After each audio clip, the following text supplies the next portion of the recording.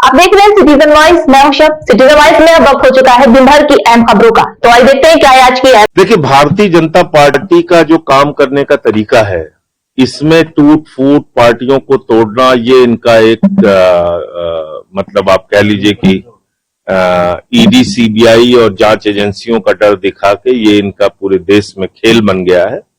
इन्होंने शिवसेना तोड़ी, एनसीपी तोड़ी, इन्होंने अरुणाचल में पूरी की पूरी कांग्रेस तोड़ी, उत्तराखंड में कांग्रेस तोड़ी, गोवा में कांग्रेस तोड़ी, कर्नाटका में कांग्रेस तोड़ी, मध्य प्रदेश में कांग्रेस तोड़ी।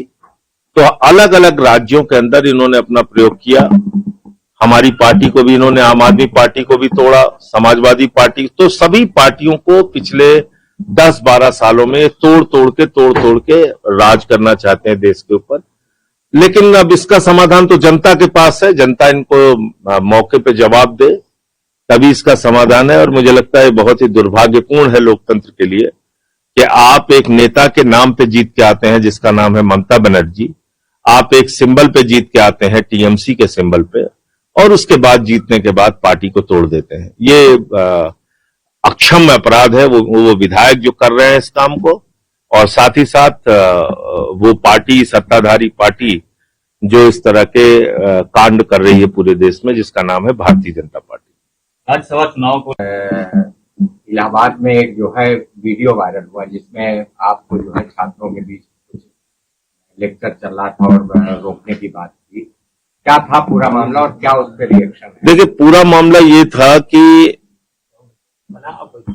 पेपर लीक इस देश में हो जाए वो गुनाह नहीं है। पेपर लीक के कारण नौजवान छात्र आत्महत्या कर ले वो भी गुनाह नहीं है। पेपर लीक के धंधे में हजारों करोड़ की रिश्वतखोरी और भ्रष्टाचार हो वो भी गुनाह नहीं है। लेकिन पेपर लीक पे आप चर्चा करना अगर चाहते हैं तो वो गुनाह है। मोदी योगी की डबल इंजन सरकार ये कह रही है कि साहब पेपर लीक पे चर्चा मत कीजिए, क्योंकि कुछ पेपर लीक मोदी जी करवाते हैं, कुछ पेपर लीक योगी जी करवाते हैं। और उसकी पूरी लिस्ट है, जो लिस्ट मैंने पढ़ी प्रेस कॉन्फ्रेंस में और उस कार्यक्रम में भी। आप 2017 से लेकर अब तक देख लीजिए यूपी में कितने पेपर लीक हुए, केंद्र सरकार जो पेपर कराती है वो कितने पेपर लीक हुए। और वही बात छात्र वहां पे बता रहे थे कि जब हम लोग परीक्षा देके निकलते हैं, साल भर मेहनत करते हैं, कोचिंग करते हैं, तैयारी करते हैं, 10-10 हजार रुपए माँ बाप से हर महीने लेते हैं, और जैसे ही परीक्षा देके निकलते हैं माँ का फोन आता है, बेटा पेपर कैसा हुआ। पिता का फोन आता है, भाई का फोन आता है, परिवार को हम आश्वस्त करते हैं इस बार बहुत अच्छा पेपर हुआ है, हम निकल जाएंगे, फिर पेपर लीक हो जाता है। तो हम जो मानसिक त्रासदी झेलते हैं, हमारे साथ साथ हमारा परिवार भी वो मानसिक त्रासदी झेलता है।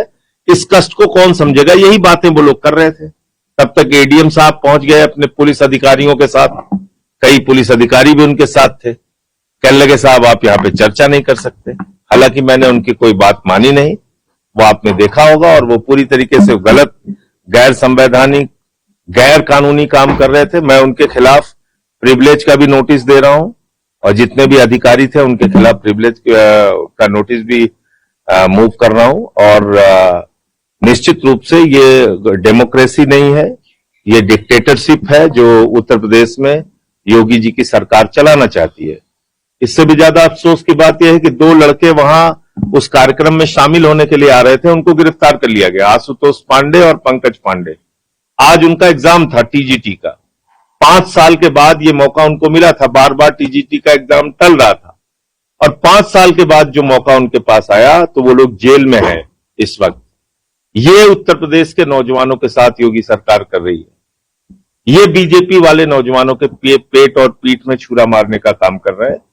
तो ये संवाद का कार्यक्रम रुकेगा नहीं और जिलों में भी जारी रहेगा। आज मैं लखीमपुर खीरी गया था अनूप मिश्रा जी से मिलने, जिनका बेटा, इकलौता बेटा ऋतिक मिश्रा, उसने आत्महत्या कर ली नीट का पेपर लीक होने के बाद। तो आप समझ सकते हैं कि इस देश का नौजवान कितनी पीड़ा में है और वो अपने भविष्य को लेकर कितनी अनिश्चितता में जी रहा है।